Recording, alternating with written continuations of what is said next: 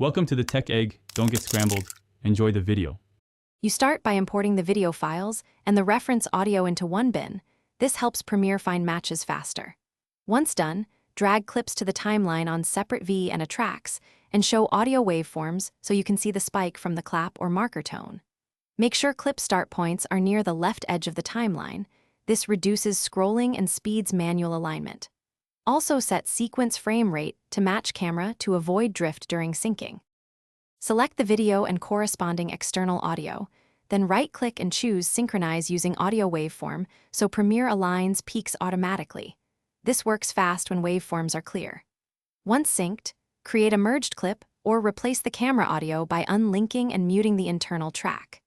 If small offsets remain, zoom in and nudge the audio a frame at a time or use the slip tool to adjust within a clip. This preserves clip duration.